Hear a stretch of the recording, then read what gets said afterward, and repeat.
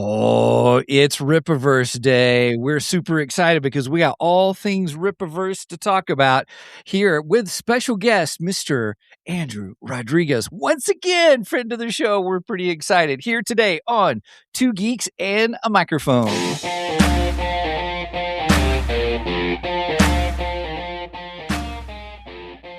Welcome to the Two Geeks and a Microphone podcast, your one-stop shop for television, movie, video games, comic books, book reviews, and more. Now, without further ado, here's Steven and Mike.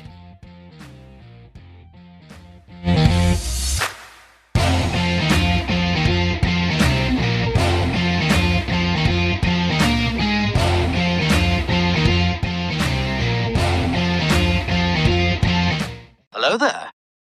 So who talks first? You talk first. I talk first. I will talk first. Good morning, everybody. Welcome to the show, Two Geeks and a Microphone. I am your co-host, Mr. Steven Buster, along with the one, the only, Mr. Michael Shanks. Mike, say hey to everybody. Good morning to all you Rippa geeks out there. I love it. I love it.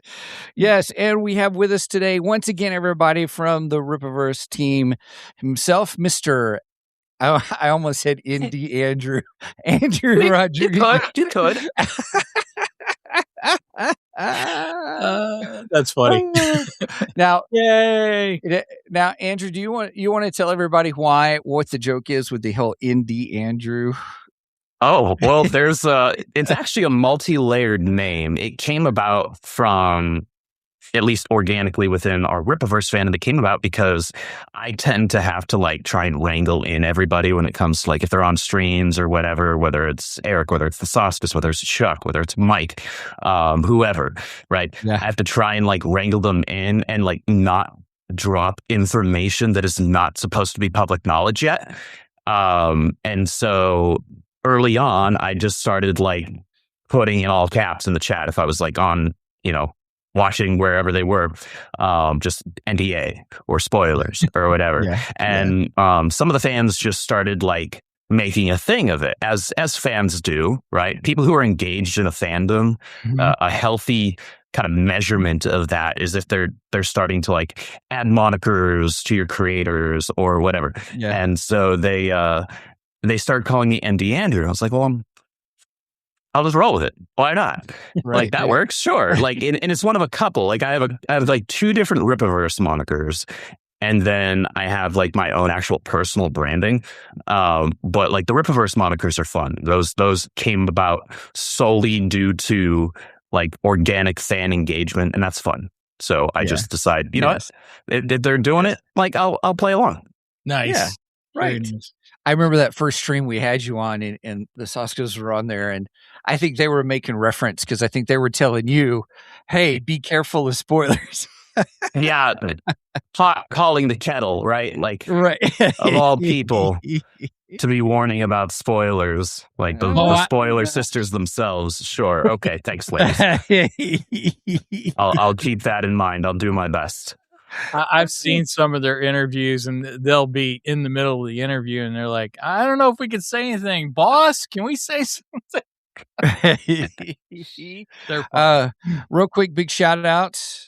Mercury Lounge is on. Hey, what's for up? Joining us. And also, we got some of our Rippaverse fans from the Rippaverse Discord in there. Yeah. Nice.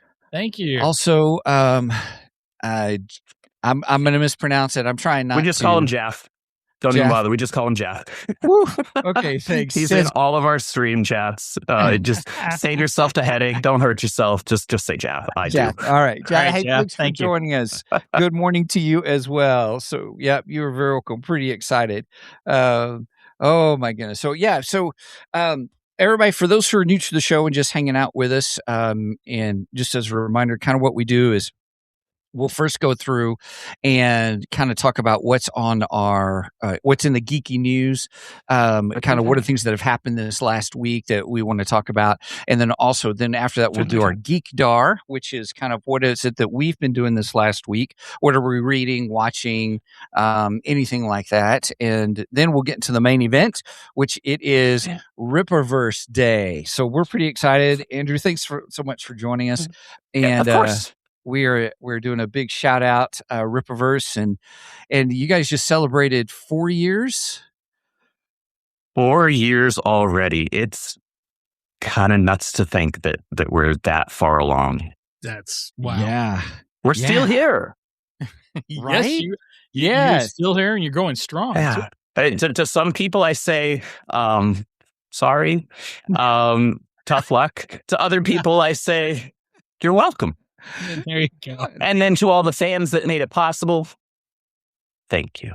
You're very welcome. Yeah, we are fans, so we're pretty excited about today. So we got all kinds of questions for you today, and just kind of no big surprises or gotcha kind of questions, but just kind of all that's been happening with Rippaverse, the Hachette group, because I think you had stated last time you were with us, I think you had stated something was in the works, kind of a thing, and so we want to chit chat about that.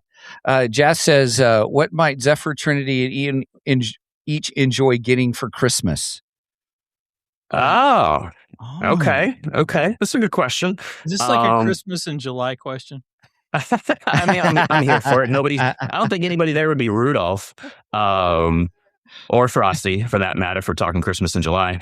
But a claymation, anybody out there that wants to do a claymation of Arcstream, that'd be fun. That'd be really cool.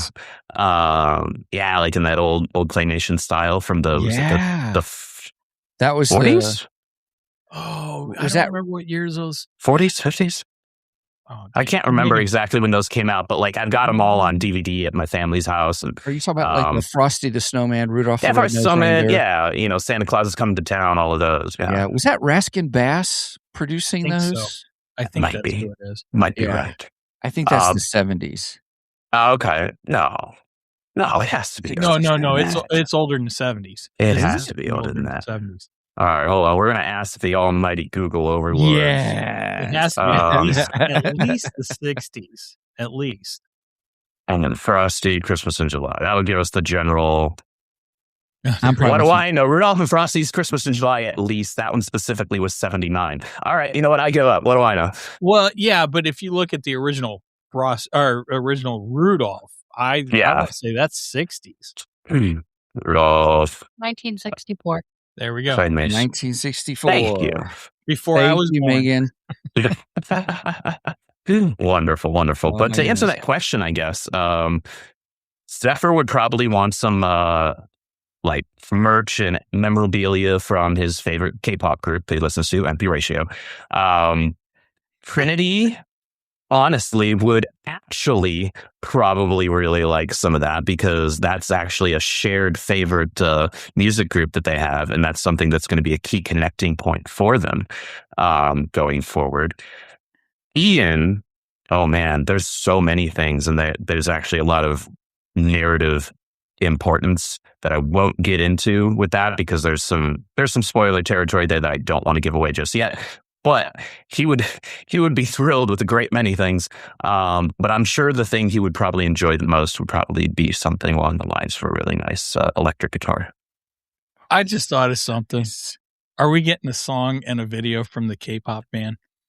That would be pretty rad. So I actually, ironically enough, I've spent the last, maybe year, like writing lyrics to theme songs for my characters to use just for my own like inspiration while I'm like writing, or while I'm working out, or while I'm driving, or whatever, just to keep the creative juices flowing and whatnot. Because music is very helpful for inspiration. And I decided, well, instead of just using songs that have already been done for decades, even though I love them, that I'm like trying to attach meaning to for one particular character or another, why don't I just like, I'm a writer, I think I can write all right.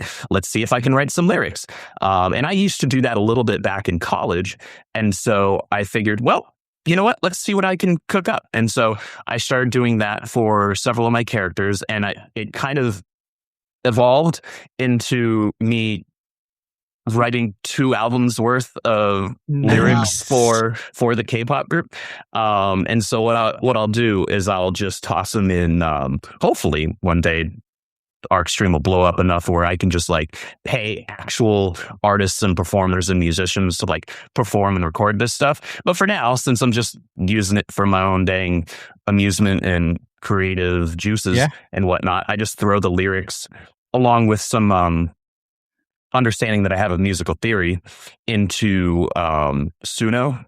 Yes. And we've used Suno. It'll give me, I had to play with it a lot, but thankfully because I have an understanding of musical theory, I can tweak the actual musicality of it more or less to my liking. And it's been extremely helpful for just like getting in the creative mood and getting inside, especially like characters' heads, like their headspace. Because that's something that it's like I literally wrote these lyrics to tie into this particular character. Maybe it's to represent this moment in an arc. Maybe it's meant to represent an arc in general. And so that's been a ton of fun. So I actually have 2 albums worth of that. And hopefully one of these days, maybe ArcStream will blow up enough to where like I can go to Eric and be like, hey, could we get like one of my favorite K-pop groups to like record and perform these? Right? Because then we could actually, then you can justify actually putting it on an album and selling it. Like I wouldn't be comfortable with doing that with just, I wrote the lyrics, but just throwing it into Suno and whatnot. Like that's just for me. That's just for my own amusement and entertainment. But, I'd love to actually get a genuine, legitimate group of entertainers to perform those. That'd be a ton of fun. That would be exciting. That would be fun. I only asked because I know Norfolka has a single. They do. Glorious Death. Yeah. Right, which is pretty good. So I figured, well, if you guys did it for Norfolka, why couldn't you do it for this K-pop? Maybe. Demand it. There you go. That's what we need. I don't know if Eric has any K-pop connections. I suspect not. I don't think it's quite his genre. He was lucky enough to be friends with and fellow creators with Dan Vask, and so they were able to make Glorious Death happen, and that song turned out incredible. But the K-pop one might be a little more tricky, but I want to make it happen. Yeah. Eric had his own band too, didn't he? Still does, backwards. Still does. Okay, yeah. They're sitting on like an album and a half or 2 albums worth of music. He keeps saying it's like, well, record it, and he's like, bro, when do I have time? Like, oh yeah, fair. New dad running a company, also writing stories for said company. Like, also his YouTube channel. He's spinning 1 or 2 plates right now. Just 1 or 2. Just 1 or 2. Yeah. Real quick, Rex Moss says, good morning. Good morning. Hey, what's up, Rex? Good More morning. people from the Rippaverse Discord. Awesome to see. Oh, nice. And then our Sam. friend Sam, good morning. Sam. Our friend from as Mike likes to say, the Down Under. Yeah. Sam, good job. Now it's Sam's nighttime, so we understand he is sacrificing sleep for us. So he may have to, usually he hops off at some point and stuff. Giants Bleed says, what's up, guys? What's up? Hey. What up? Salutations. Top of the morning to you. I love it. All right, well, let's hit with real quick. Mike? Do you want to go into our geeky news? Yeah, let's do this. I got excited.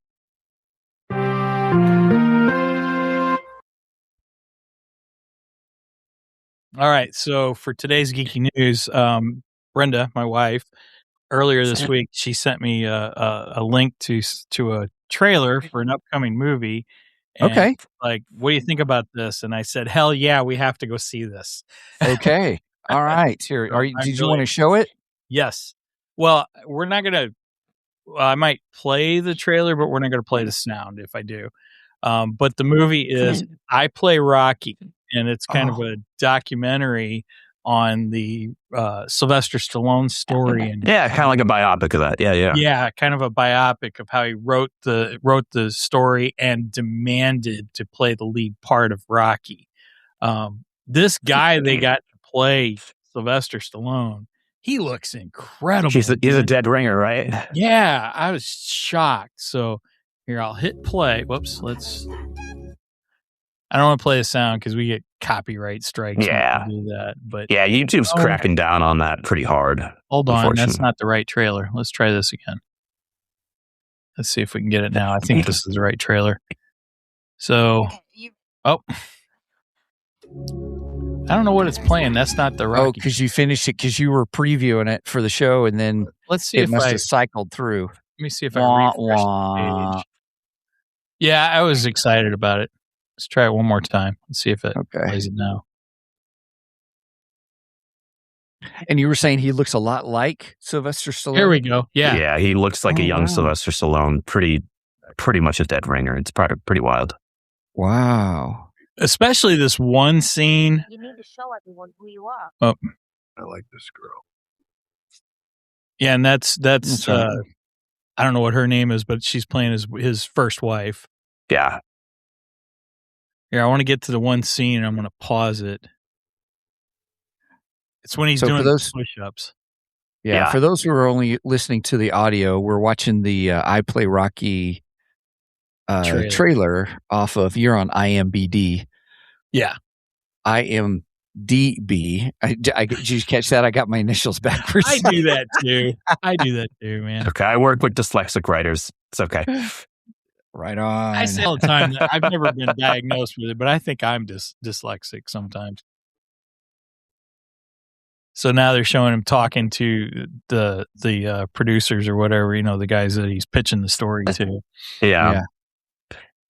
He's even got Stallone's expressions down, his facial expressions. Yeah, he does. He does. Yeah. It's genuinely impressive. I mean, that takes a lot of work. You have to study another human being's mannerisms. Yes. Right. And then emulate that. Yeah, from what I've seen in the trailer, he does a fantastic job. I cannot wait to see this movie. Of course, I'm a huge Rocky fan too, so I love it. And so, Andrew, when we were first coming in and we were talking about the song they were singing that was still in my head, da da da da da da. It was stuck in my head. Yeah.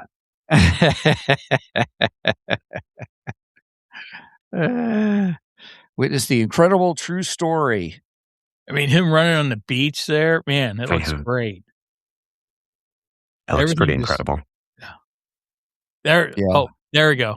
Yeah. Let me go back just a little bit. Actually, that scene right there with him standing in front of Adrian, and he's got his arms up. He looks just like Sylvester Stallone in that scene. That just blows me away every time I see it. Yeah.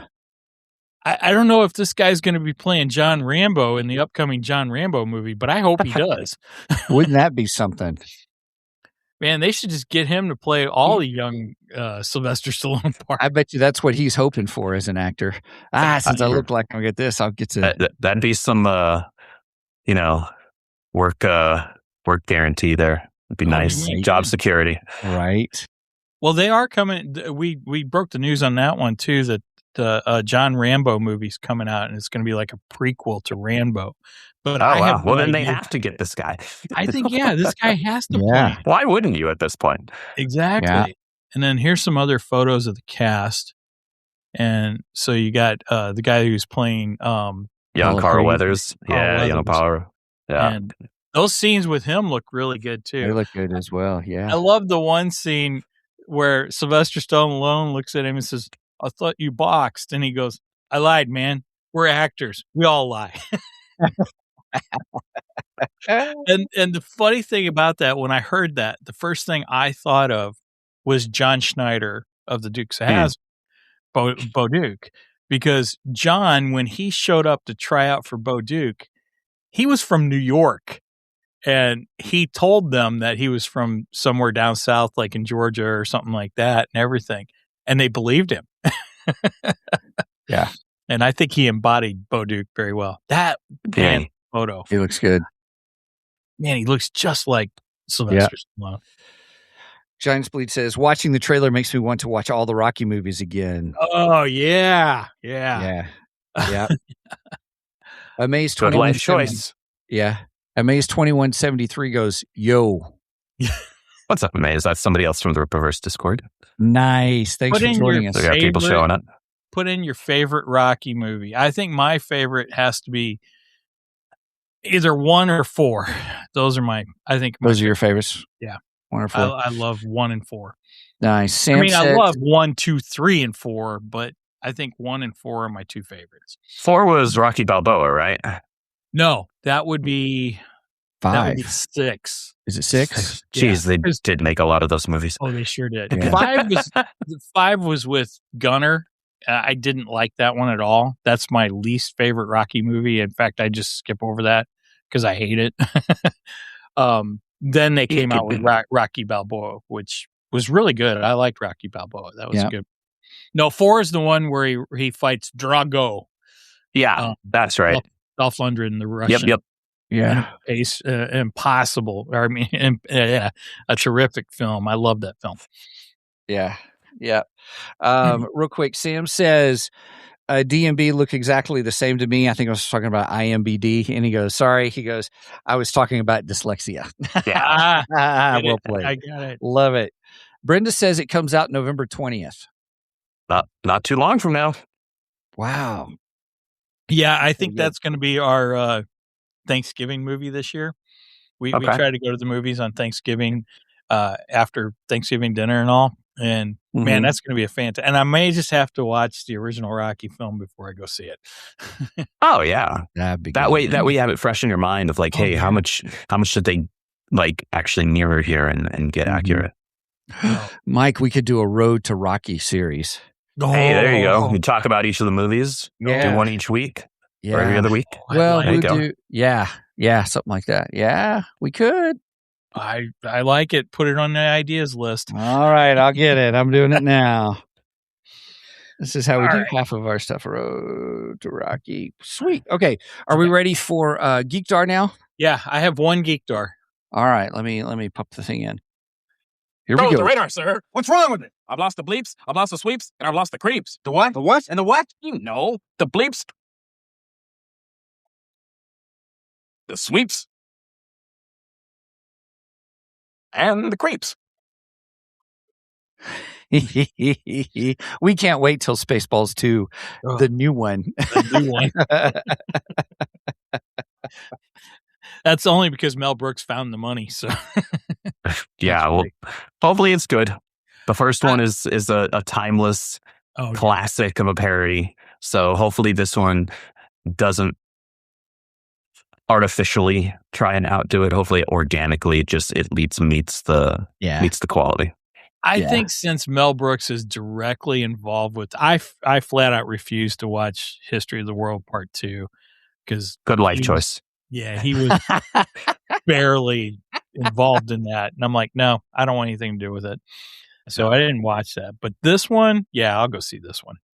This one's different. It'll be good. All right, so I have one Geekdar today. Okay, it's kind of appropriate since we got Andrew on. Okay. And, so I went to the comic book store, got a few things in my pull. I did not get everything because my pull is getting too big. And if they can get Rippaverse books in there, my pull's going to get even bigger. So, well, they are now available to order. Trust me, I'm trying to get them. And she said she's been trying. She hasn't figured out how to get through that group yet. I don't know if they normally. They can go to our website. Go to was it sales or something? I'll pull it up and I'll find it. Okay. But there's a specific link that then links directly to be able to order through Hachette. Perfect. Then I will let her know, and hopefully they'll start getting Rippaverse books there. Yeah, Rippaverse.com/sales.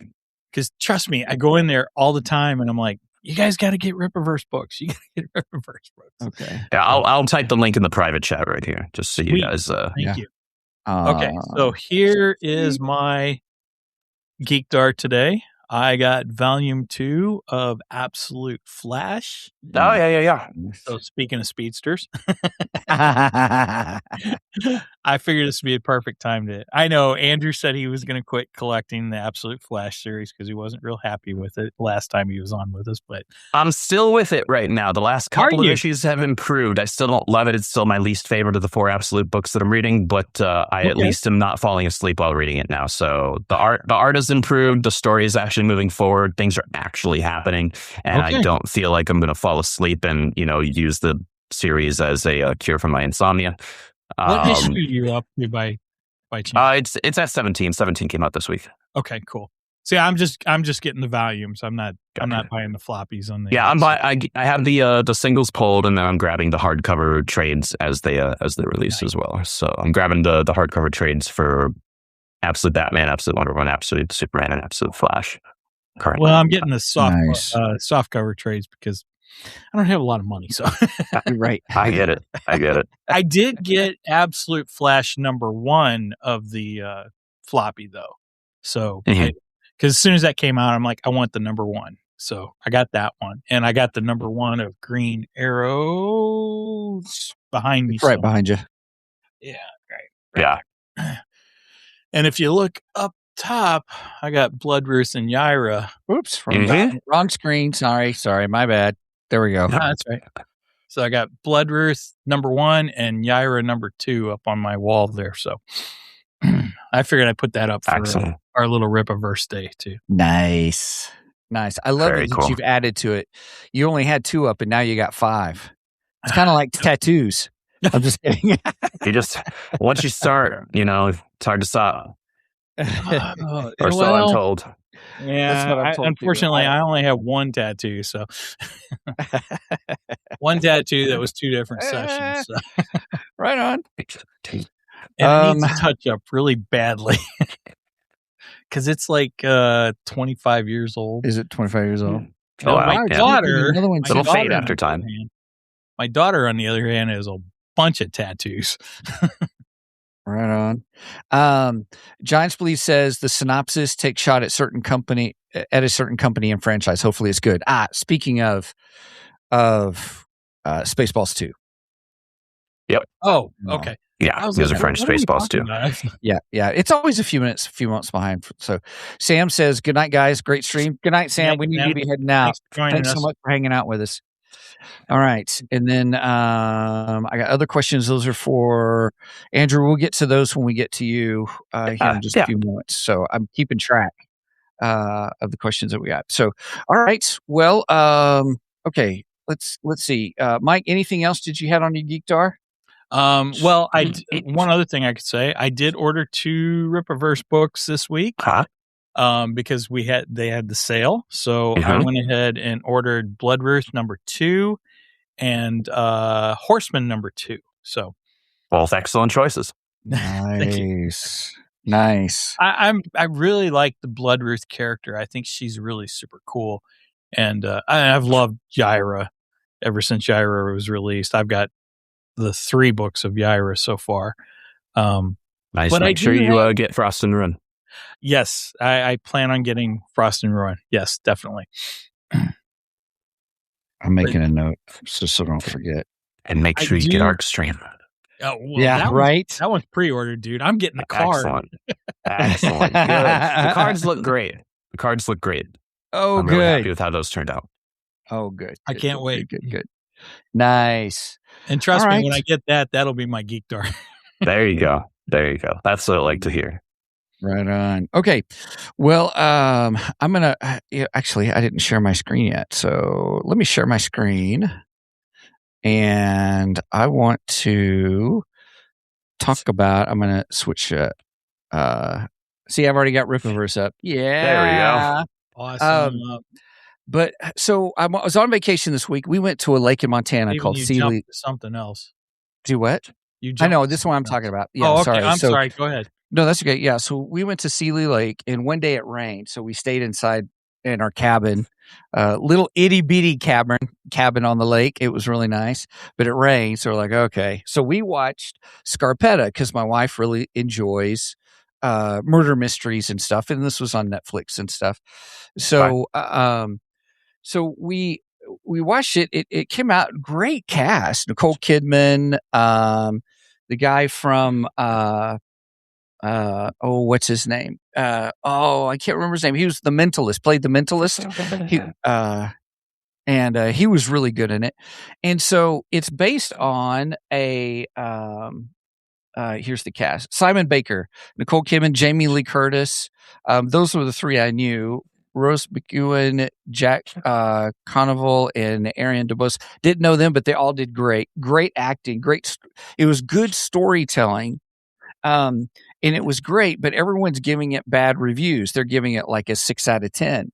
So the acting was good. The drama, the family drama was good, but it had a lot more. And this is a Patricia, how you say your last name? Cromwell, the writer. See now, your word for it. Yeah, here, hang on a second. I'm going to cheat. Patricia Cornwell. Patricia Cornwell's so I'm thinking, she's a really good writer. She writes a whole bunch of mystery and stuff like that.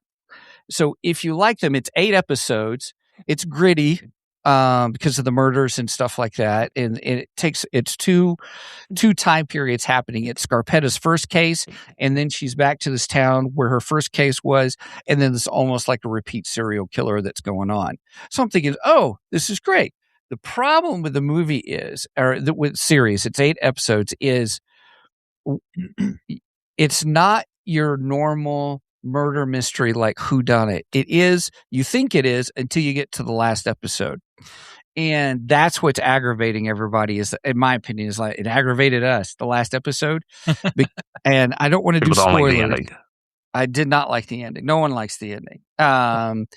It just because, murder mysteries, I don't want to spoil it if you want to see it, but all right, tune out everybody just for a second, because I'm going to spoil it. Put me on mute for I'll do it for 10 seconds and I'll count it down. Okay. So here we go. So the ending on the last one, what occurs is you usually have a good idea of who the murderer is. The murderer jumps out of nowhere. It's not even like you don't see it coming. It just is, you don't know. You're like, my pinky's still up. It just comes out of nowhere. And so because I thought you were just being super fancy. Oh, right. I was drinking my tea. Yeah, right. I love it. Or $1 million. Oh, there he goes. He's drinking his tea. I love it. So it was good until the end, but it was great acting. It was interesting how they were doing it. So anyway, that's my 2 cents of what we watched. 8 episodes while it was raining, and that was my geek dar this week, because that's all I did. Nice. The rest of the time I was on the lake, either reading a book on the shore or kayaking, and it was really nice. The rest of the days it was really nice. So nice. Okay. Andrew, cool. Do you have anything on your geek dar that you would like to share? Let's see. I don't have what I'll mention physically here, because it's not out until next Wednesday. Yeah, next Wednesday. So I'm super looking forward to actually the Queen in Black crossover event for Marvel Comics.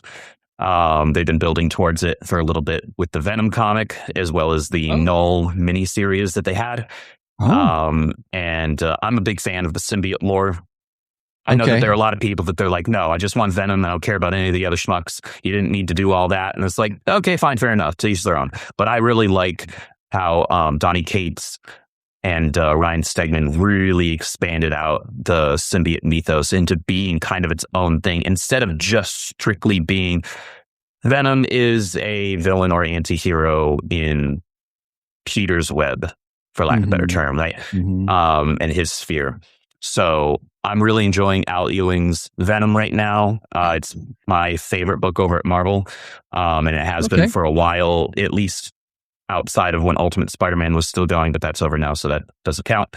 But Queen in Black looks really fun. Hela has taken Null's like dark void symbiote god powers, and Null, in turn, in order to combat her, has actually taken on essentially the all light powers. His design looks really cool. The storytelling for it and the setup is really cool, and I'm really looking forward to it. And it also has the same creative team on the event as the what was it, a couple of years ago, they did Venom War. And so it's Al Ewing and Ivan Coelho. And Ivan Coelho is an incredible artist. So when you guys get the chance, look up his, like specifically his symbiote stuff. Yeah. Out of control. The art is just going to be, even if the story ends up only being like, all right, well, this is kind of a paint by numbers, big cosmic event. All right, that was fine. Whatever. Yeah. The art will be 10 out of 10, no matter what. Ooh, okay. And we've got that recorded so that we can remind everybody. Yes. Yes. So, Oh, Andrew, gosh. were you a fan back in the day of Maximum Carnage then? Yeah. Nice. Yeah, I love that event. And I also grew up playing the game on the Super Nintendo with my friends on my street. Yep. Nice. Very cool. Yeah, I think I still have my Maximum Carnage comics. And then plus I have Lethal Protector. I still have that. Yes. And then It's an important one to have. yeah, but Maximum Carnage, I after a while, I lost interest in it. That's kind of the one that jokes between It Mike gets and I. zany. It gets zany. It did, yeah. It can definitely lose a lot of people. If you're expecting one thing, there is a certain point where it is no longer that thing, and it's reasonable to be like, oh, this is kind of a bit much. Right. I was a right. big fan of Maximum Carnage back in the day. I loved it. Yeah. That was Kind of appropriate. Maximum Carnage was a big crossover event, so that's true. Mhm. We're going to get into that. Yeah. So Jat says symbiote lore is cool. Always love alien species getting fleshed out. mm-hmm. Agreed. Agreed. Speaking Okay. of alien species, there's a new TV series coming out in August, The Green Lanterns. Are you any interested in that at all, Andrew? To say I have zero interest in that show would be too Okay. generous. Fair enough. All right. I'm Sorry. a big Green Lantern fan, so I am too, which is exactly why I have no interest in that show. really, yeah, I'm Yeah. excited. I think It it's looks- gonna be cool. It looks like it has nothing resembling the tone of the Green Lantern comics. We'll see. Hey. We'll see. I hope you enjoy it. I probably won't even bother watching it. It's one of those things you only got so much time for certain things in life. Yeah. It even gets worse as you get older and older. And so you got to make choices. So If I I hear see your that. trailer to your Green Lantern production and it makes me instead want to go rewatch the Ryan Reynolds movie, you've done something horribly wrong. Now we rewatched the Ryan Reynolds movie. It was a couple years ago, wasn't it, Steven? yeah, it was. And I actually like the movie. There are things I love about the movie in terms of like the tone, the characterization, a lot of the characters. Ryan Reynolds was actually a really good Hal Jordan. The script was just awful. It's just not a good movie. So it's kind of like a guilty pleasure for me. And it's like, yeah, there's some really entertaining parts that I genuinely love in that Sinestro, movie. though. And Sinestro was perfectly cast, and so they wasted Yeah. him. They did. I and agree. They also wasted Parallax because Yes, that was the Parallax. most anticlimactic thing in the world. They missed the mark on way too many facets of that film. But that even being said, it still felt like Green Lantern. It just felt like badly written Green Lantern, as opposed to whatever the heck Gunn and Tom King have over at Warner right now. So I think that's actually a fair critique of the Ryan Reynolds Green Lantern. I think that's fair because Yeah. I don't know. I still kind of enjoy the movie. I don't think it's And as that's bad as fine. people make it out, but Yeah. yeah, I agree with you. Parallax was terrible. I don't know what in the world they were thinking with that. That was messed up, but there were good points. Kilowog was amazing. I loved Kilowog him. was incredible. Yeah. Yeah. Heck, I'd take an entire movie of Kilowog. Kilowog's one of my favorite Green Lanterns. Oh, yeah. Speaking of aliens. But I don't know. I'm kind of excited about the Green Lantern show. Well, good. You'll have to let me know how you like it. All right, cool. I Yeah. will. I'm sure we'll be reviewing it. Oh, I'm we sure will. we will. We're going to. I'm planning. I'll probably Right. watch He's- that stream instead of watching the show. Oh, okay. that's fair. Nice. I'll Nice. give you guys my viewing time, but not that show. Yeah. Thank you. That's all right. We may slice this part of our discussion out and replay it. Till, okay, was Andrew right? And we'll probably be like, I'll be like, yeah, he probably was. Like, I'm not right all the time. I am right as often as I am. I get your hesitation when you look at DC's track record right now, especially in movies and such. Now they've done a good job in the past on TV, though. I thought Supergirl on TV. Let me preface with that. I thought Supergirl on TV was good. I thought the first season's incredible. The Yeah. second season is okay, and then it falls off a cliff. I agree. The Flash has 2 good seasons. The first 2. Oh, see, I would disagree. And they're with bad. They're bad adaptations. Now, the Flash TV show is a horrible adaptation of the Flash, but the first 2 seasons is really good television.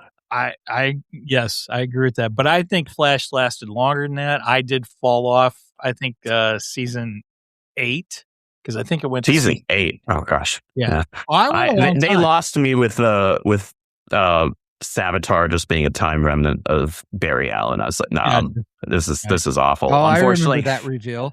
Unfortunately, at the time, I was reviewing the show for a geek website, and so I had to stick with it for a while anyway.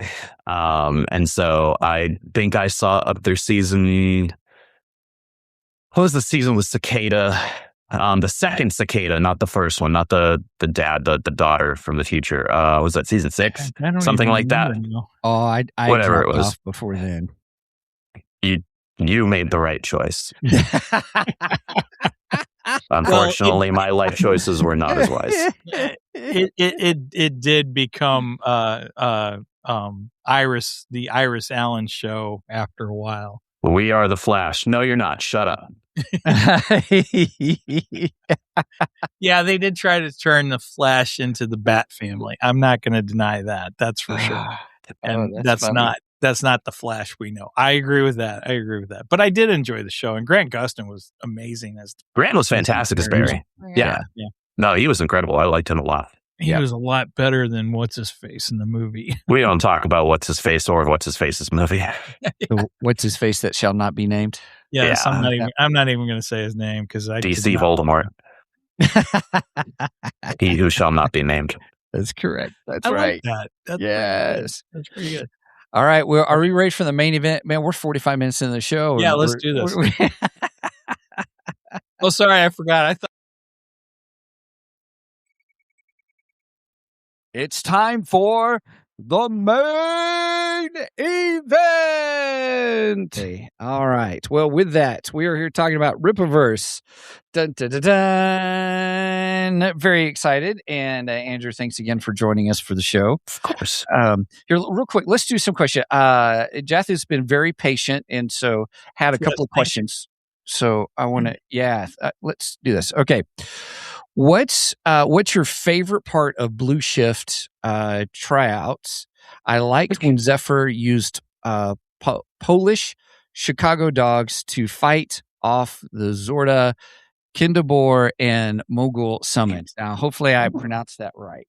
So there's this running gag in the Rippaverse fandom, just for context for people, because none of that happened.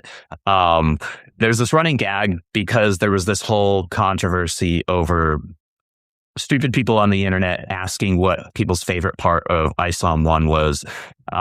Now, like, we'll have fans in our stream chats, or if any one of us are on somebody else's stream, they'll ask a just complete parody question of like, what's your favorite part of X story? And then they'll say, my favorite was, and that it'll follow up with like something completely ridiculous that had nothing to do with the story. And it's just kind of a fun little gag thing. So, but when Kintabor there is actually the last name of Dr. Robotnik from the Archie Sonic comics, and Mogul, I'm assuming he's referring to Mammoth Mogul, also a character from the Archie Sonic comics. So, and Jath is aware that I'm a huge Sonic the Hedgehog fan. Obviously, there's a lot of Sonic inspiration in Zephyr. So that's why he referenced it. I got it. Nice. Context has been added. And I do have my copy.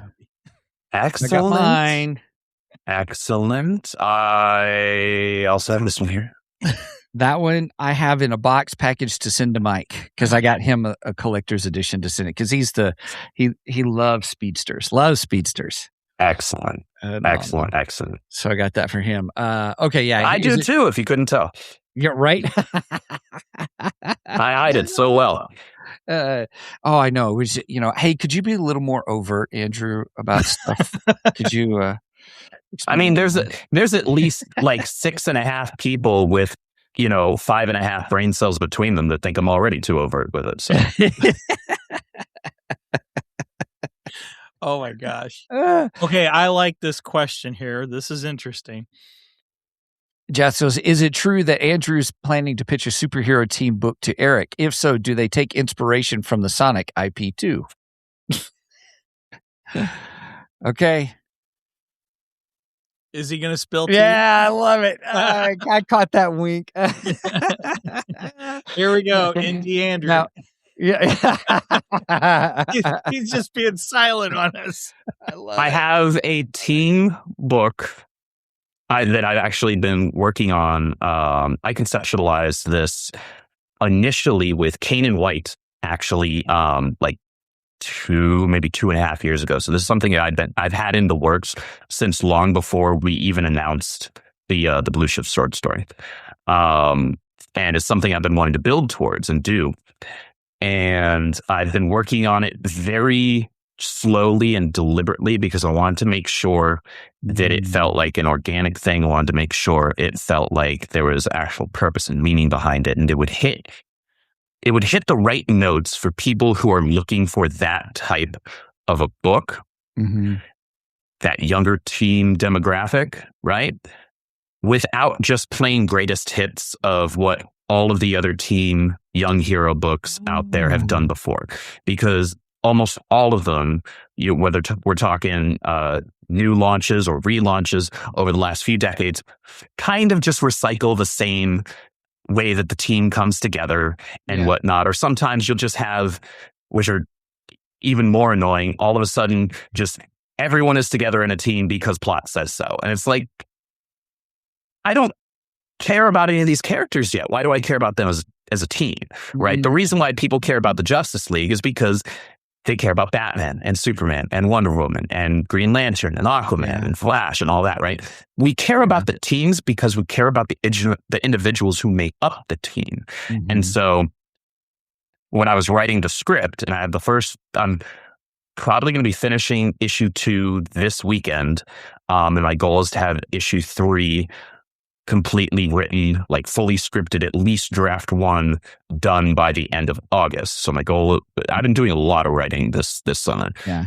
So I'll have the first 3-part arc completely scripted, and nice. I'm pretty confident it's something that fans will really enjoy. I've had 3 people read it so far, one of which is Caro, and she adored it. Like, nice. She's like, I love this even more than your arc stream stuff so far. Okay. So I'll take high praise from Caro, who is notoriously difficult to please, which is good because that means if like she really likes something, then she really likes something. Yeah. Do you find that when you're working on scripts or you're working on stories and that you battle a certain level of perfectionism in yourself? You know how some that you get to a point where you have to say done is better than perfect, or you're like, nope, it's got to be perfect. So there is not a wrong answer to this or a right answer to this, because a lot of writers will tell you a completely different answer from another writer. So there's the mentality that if you are constantly just seeking perfection in the present, in the current work, you're never going to finish that work. What you should instead be doing is being content and happy with the current work, and then figure out ways to make the next one better. So that's, if you're striving towards perfection, you have to understand you will never reach perfection. However, if you're striving towards it, you at least are always on an upward mobility when it comes to your creativity.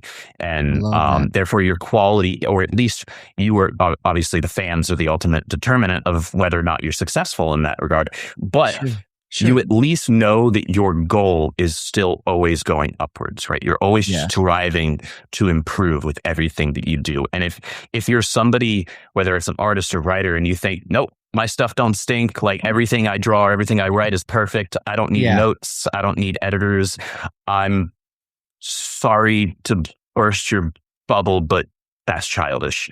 And that's not how a professional creative works. Like, you have to be willing to be teachable. You have to be willing to understand that people are going to critique your work. And, if somebody is a professional editor, they're going to give you notes. They're going to say, hey, this doesn't work here in terms of pacing, or this dialogue feels clunky, or whatever reason. This character in this panel is speaking like a completely different person than they are over in this panel here, right? You're talking about character voice, which needs to be consistent unless you have a really good reason why they are acting like a completely different person over here. So all of those things need to be taken into account. Yeah. No, I appreciate that. I have a sign above my computer here. Let me pull it down. It's a get 1% better every day. Now loading. Perfect. I love that. I love that. So yes, I do disc plates, everybody. I love my disc plates. That's awesome. Yeah. So, I just lost it. I guess I'm not supposed to ask the next question, follow-up question. I mean, you can. I can't remember it now. Oh, well, I can't help with that. No, my mind reading powers fizzle out as soon as my coffee is gone. So right, yeah. And with the pinky up when you're drinking your coffee. Oh, no, that's tea. Excuse me. Do both. Do both. Sure, why not? There's no constraints on being fancy. So I went to Amazon the other day and I typed in ArcStream, and they actually gave me a cover for ArcStream number 3, which I thought was crazy. ArcStream 3 and 2, at least the mass print cover Ds, are already available to pre-order on Amazon, Walmart, Barnes & Noble, and I think Target as well. Right. We haven't even announced them on our website yet. Yeah, I was shocked to see pre-orders for 2 and 3 on Amazon and not on Rippaverse. I was like, this is weird, man. That's just we're now that we have the Hachette Book Group distribution deal, we're playing now in a different tier, and that's how the big boys play, right? They put out their solicits months and months and months in advance. Like if you go to your local comic shop and you grab the the DC Connect or whatever, like that they'll have sometimes monthly that'll list all the solicits for like the next 6 or so months. Like, sure, maybe Flash 17 came out that week, but you're going to flip through that and you're going to see solicits for like Flash 23, right? So that's just how they work, because they have to order that stock very far in advance. That way they can set up proper distribution, whether it's overseas, your national buyers. There's just a lot of logistical stuff that goes into that. And that's just how they play. Like, that's how it is. Like if you're operating in that tier of distribution, that's what you got to play. Wow. Did that change your guys's, like your work rhythms, your system rhythms? Yes, and I have the probably gray hairs somewhere that are representative and proof of that. Yeah, I'm glad I don't have any gray hairs. Yeah. How has that been with Hachette? I mean, we were pretty pumped and excited for you guys. I mean, it just, now you've got a whole new distribution thing. How has that been for you guys? I mean, I'm sure it's been great, but I mean, what have you learned through that process? It's a blessing. Well, we've learned a few things. But first off, it's a blessing to have such an opportunity as an independent publisher, and not an independent publisher like Image or IDW or Boom, an actual independent publisher on us, because they still operate through all of the normal channels, and they have for a very long time. Image, it's hard to really, the big two are really the big three, even if Image takes up a much smaller portion than DC or Marvel. Like the portion of the market that they take up compared to all of the other publishers out there that people are more familiar with, your IDWs, your Booms, Dynamite, whatnot, like it's still head and shoulders above those. But I would definitely put Image right up with DC and Marvel. I think they're right in line with those two giant companies. Yeah. But look who they were created by. Right. Todd McFarlane, Jim Lee, who was the Rob other one? Liefeld? Was it? Yeah, Was he Rob the other? Liefeld. Yeah. Those three created Image Comics, and they're three of the biggest names in comic books. So, yeah, no, absolutely. It's really great to, as a smaller publisher, be able to get our stuff in front of people that ordinarily wouldn't have heard about us, right? Because for the last 4 years, we've existed in this kind of bubble, right? This corner of the internet. And while we actually sell almost exclusively to brand new people to the Rippaverse when we go to conventions, probably a good 90% of our sales are to people that have never heard of us before, which is great. And that's one of the reasons why we go to the conventions, not just to meet and greet and chat with our fans in person, but also to get in front of new eyes in a place where it's already, this is already a comic buying market or a geek market. And that's crucial because you want to sell to people who are already interested in the kind of thing that you make, right? And so now we have another new layer to that, a new tier to that with the Hachette Book Group deal. So now we can get into local comic shops more easily. We already had a retailer portal on our website that people could order through and whatnot, but this changes the game because Hachette is an actual distributor and publisher who gets things all over the world and gets them more organically and easily into local comic shops and your big retailers like your Barnes and Nobles and whatnot. And so the idea that now we could go into a Barnes and Noble or a Walmart and see a Dirty Deeds or Arcstream or Blood Ruth or Ison or whatever else on the shelves there is a huge opportunity, a huge blessing, because now we can really start to grow our audience and grow our fandom much more. And we've learned a lot with this deal because we were operating at a certain pace before. Yeah. But now Hachette changes the pace that we have to operate at, right? Because they want X number of books, usually, published per year because they have their shipping deals and things like that and distribution deals with retailers. They also need them ahead of time by X number of weeks or months, right? So that they can start their distribution to all the other places, right? Because they're not doing DTC, so direct to consumer sales and shipping. That's what we do if you buy through the website, which is still worth doing if you're planning on getting covers A, B, or C, which is the limited covers. Those are only available through our website. And that's the only way to get the cards as well, like the pre-order cards. Okay.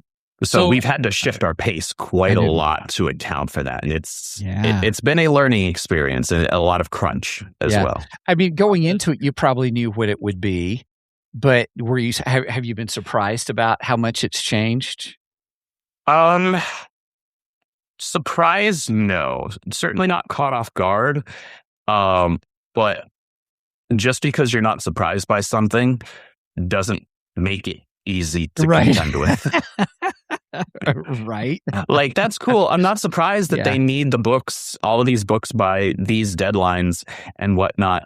But that doesn't change the fact that that's a lot of stuff to finish in like a 4-week period. Yeah.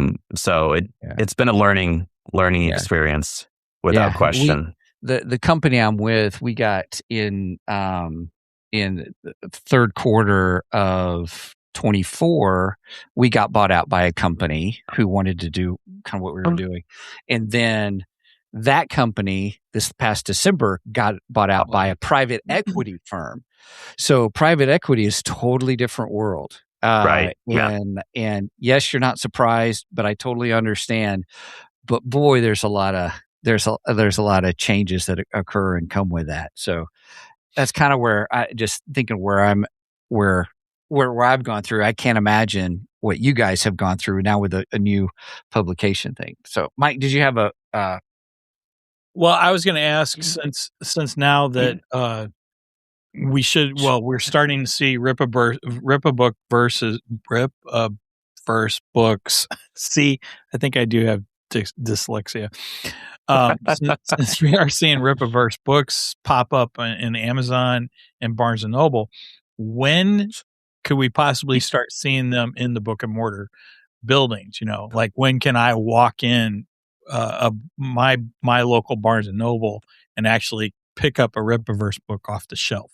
That's a store to store, case by case basis. So that's going to be those individual stores looking like their buyers looking at like, okay, how much stock do we want to order of what and when and so forth. Like, so that's something that's hard to gauge. The full deal for Hachette just went live, like fully live as of, it was the 6th, I believe, of this month.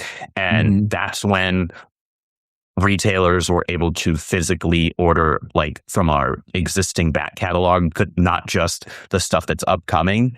Okay. So that's probably going to take, if I had to guess, and I could be entirely wrong about this, so please don't take my word as holy writ. Sure. It could be, a month, it could be 2 months, it could be 3 months for them to catch up and gauge. They're probably trying to measure the interest online first. I know at least on Amazon, a few of the books that are on there have sold out multiple times already. And so they're Nice. the faster and more frequently that happens, the more stock these retailers like Amazon are going to order and restock on, and they'll probably order a larger restock order, right? So it's just a matter of them being like conservative and wise about how they want to handle their book orders, because I mean, comics already are a niche market, right? And so they want to gauge what the actual interest is in there. And so maybe a Barnes and Noble, and again, I don't know if this is accurate. This is just if I was ordering stuff for Barnes and Noble from this, small comic book publisher that I'd never heard of until 15 minutes ago. Okay, maybe I'll order we'll say 6 copies of this Horseman guy, right? Okay, he looks kind of cool. We'll order that, right? And then see how quickly those sell out. And if those sell out in a week, great, I'm gonna order more. But if 6 months down the road, I'm still sitting on all 6 of those or 5 of them, Right. I'm less likely to be quick about pulling the trigger on a reorder. Okay. Because my hope is I can walk into a Barnes and Noble or my comic book store and just pick up a Rippaverse book off the shelf. Same. No, same.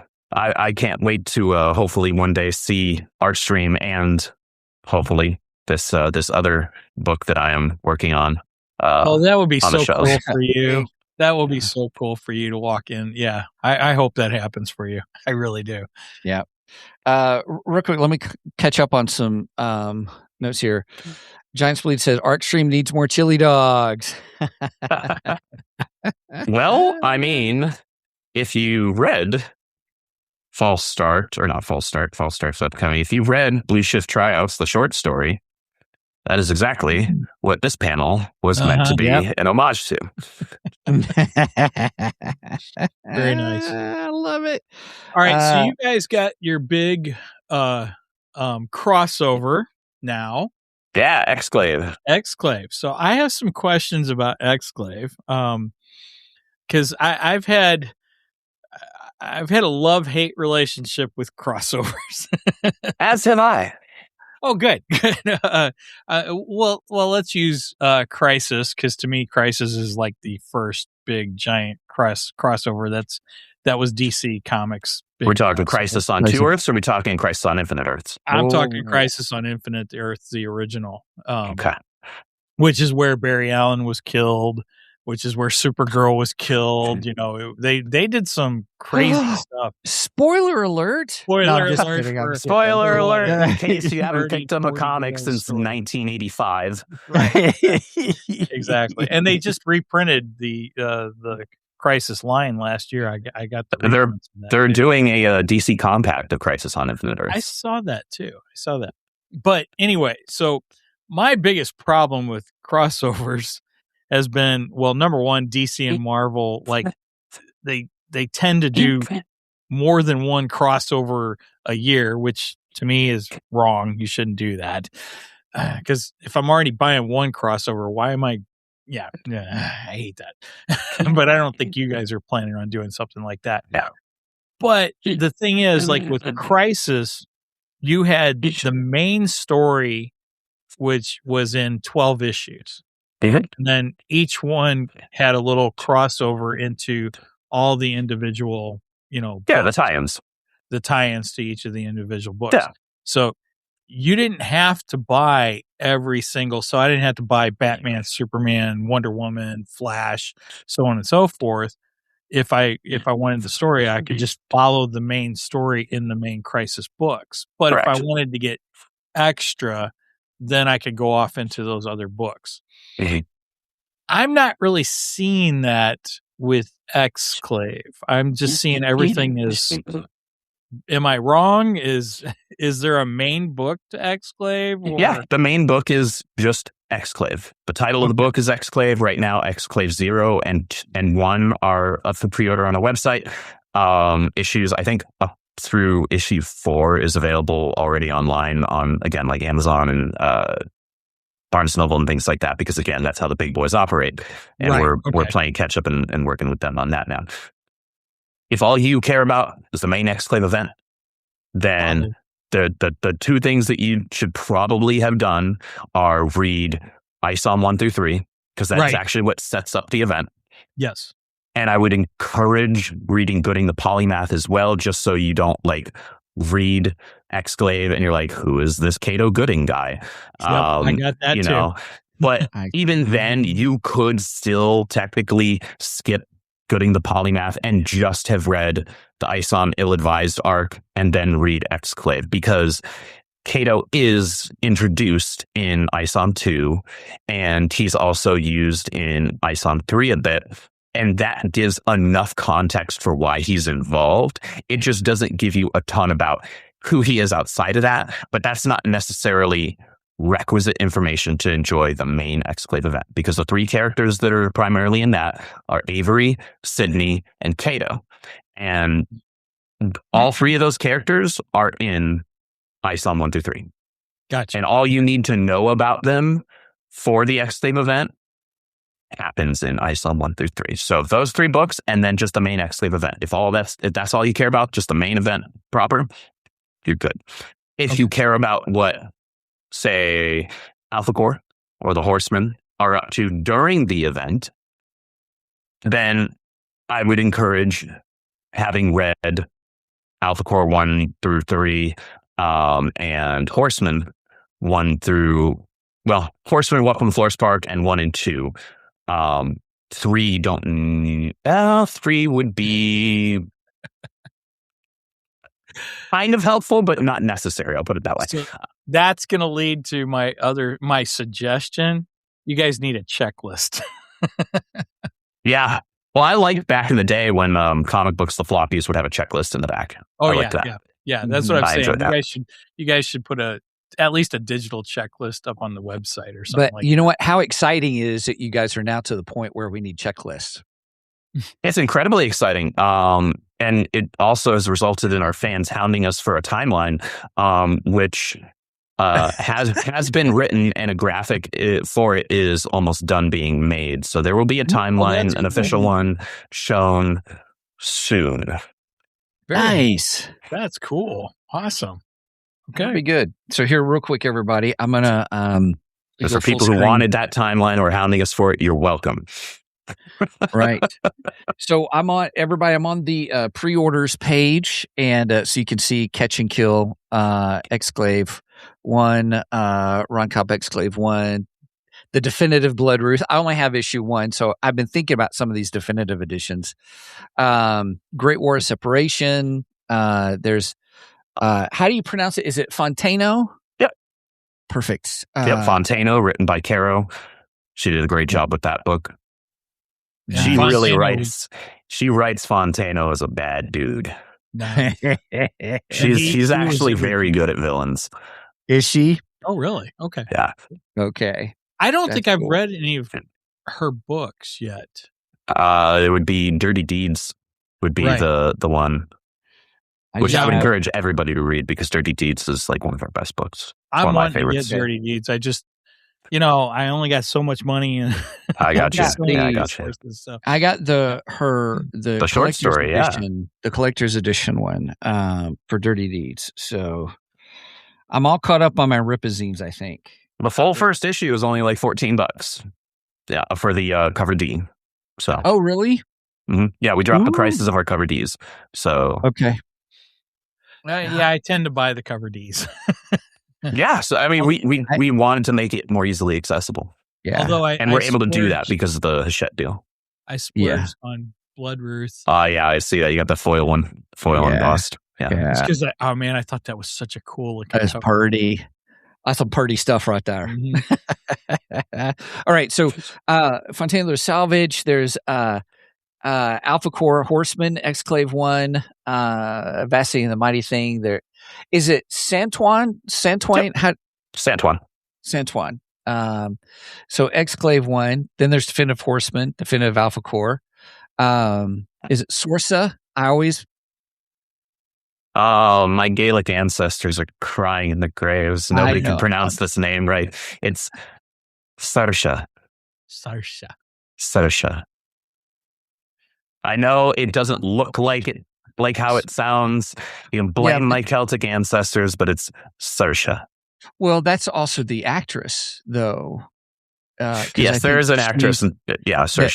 It's Sorsa. Yeah, Sorsa. Okay. So did you? Thank you. Did you have anything to do with that character? No, that was created by Eric. Oh, okay. Okay. Did you name her? No, I did not, but I did have to correct everybody on how to pronounce it. So I will take, Eric, if you're watching this, I'm going to take like 5.5% creative credit on Sarsha just for getting everybody to start kind of saying it correctly. But no, he was the person. Eric is the creator. Marcos Rios, our Rippaverse concept artist, he designed her, and then Kanan made some minor tweaks to her as well. Gotcha. But Okay. Nice. Cool. Well, the reason I'm walking through this is because I'm letting everybody see all that's available. I mean, just this for pre-order now. I do have the Ripazine where she. Ripazine number 2. Yep. Yeah.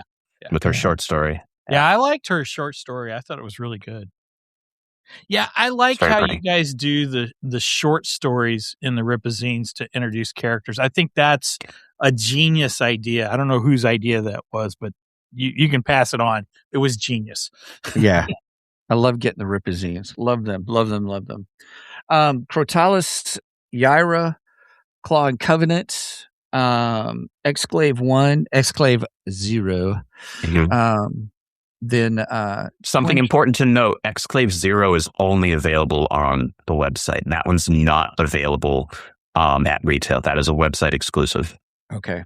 Oh, okay. Okay. Yeah, that's a good note. Because I think I do want to start getting the Exclave ones, the main books, and I'm interested in the Horseman and Alpha team ups. Those look pretty interesting too. It's really awesome. Cool. It's really awesome. I am a Chuck Dixon fanboy, so I am unreliable as I am biased, but it's really awesome. Nice. Well, I mean, he's one of you guys' artists, so there's nothing wrong with that. Yeah, no, that's exciting. But I mean, it just here, I'm going to keep going where everybody sees all these other ones. Everybody, please check out Rippaverse.com, RIPPAVERC, Rippaverse.com. And you can take a look at all the pre-orders that you guys have, which is so exciting. Now, Arcstream is not included in the Exclave. No, Zephyr is not involved in the Exclave crossover, though the False Start arc happens before Exclave. It happens before Exclave, and it happens before Yaira Frost and Ruin, and Stefania Florida's Finest. So it is one of the last 3 stories currently in the general present day, the Rippaverse, that happens pre-Exclave. But then Zephyr is not active during the weeks of that event. And there's narrative reasons for that. And people who pre-order and read Arcstream 1 through 3 we'll find out exactly why. Okay. I love it. All right. So, love are it. you disappointed that ArcStream is not included in the crossover? No, not at all. Okay. Not at all. In fact, I prefer it that way, at least right now. He's still a kid. He's still untested.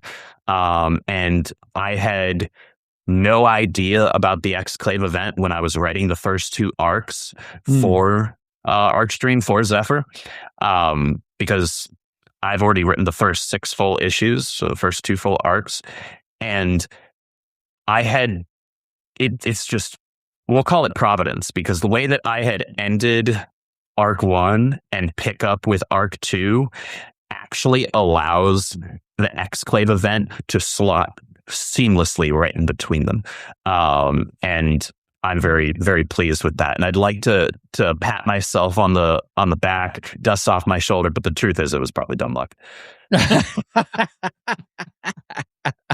This is how I wanted to tell this story. And then Eric's like, hey, we're doing this crossover event, which like was potentially like going to throw off other writers' plans for how they were currently doing their story arcs. And I'm just sitting over here like, wow, nothing changed for me. That's amazing. Like all I had to do was in like the one of the issues for the second arc, like tweak a little bit of dialogue and be like, all right, now we're good. We're ready to go. Oh, Well, my goodness. we'll say it's your brilliance. I'm gonna call it brilliance and foresight.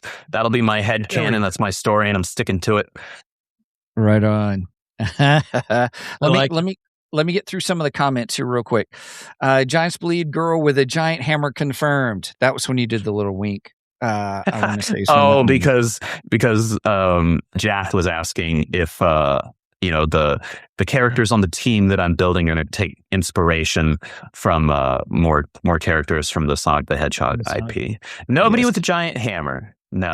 But there's actually, all right, I'm not going to actually say that. But okay.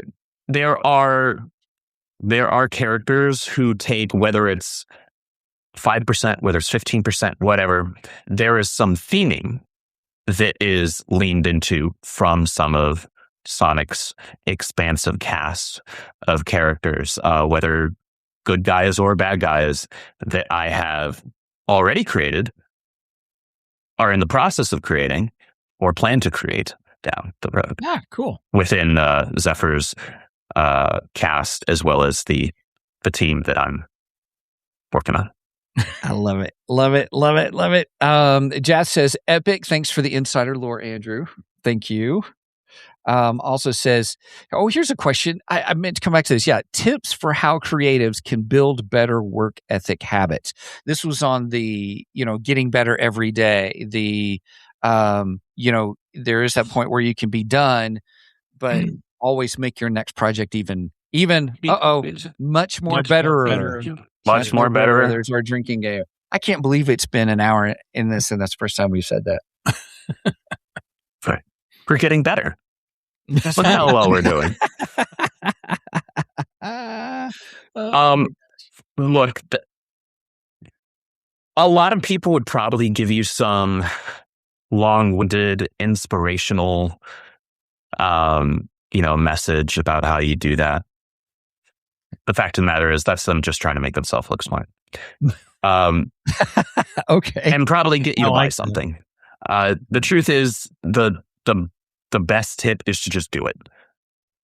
No excuses. Don't wait for inspiration. Inspiration is fleeting. Discipline is eternal. The 3 things that you need to have are creativity, because if you're not creative, you probably shouldn't be attempting a creative industry. You need to have passion, because people that you're going to try and market your work to can tell if there's no passion behind it. If there's no passion behind it, you're not utilizing your creativity. And the last thing you need, which is actually the thing that actually brings them all together, is the work ethic, but doing it.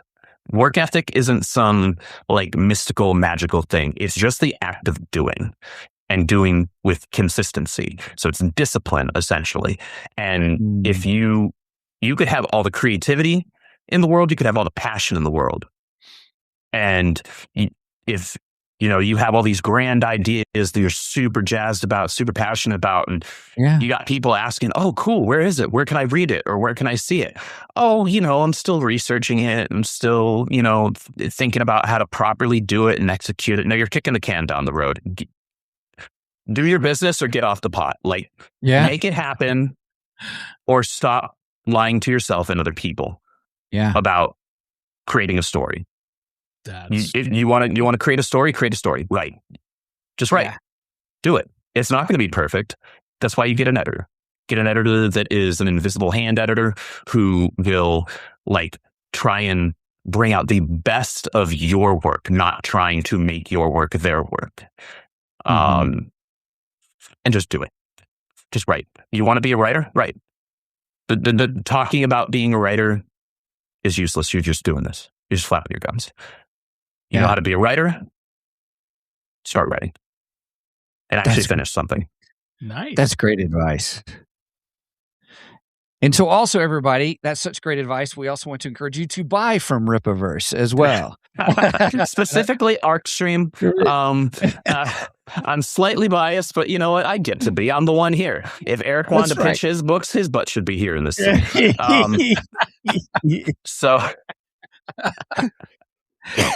and he has an invitation to come back. We've had Eric on a couple of years ago. We would love to have him back on. Along with, we'd love to have Caro on. We'd love to have the Soska sisters on. We'd love to have any of you guys on. So Chuck Dixon, that'd be awesome. Andrew, I just want to say this: that is. Just as a follow-up encouragement to folks is, yes, you will have that season where you are just talking about it. But once you make that choice and make it, as you said, discipline to do it, it changes. I watched, I'm always looking for new ideas or how to write or, getting some kind of nugget from somebody.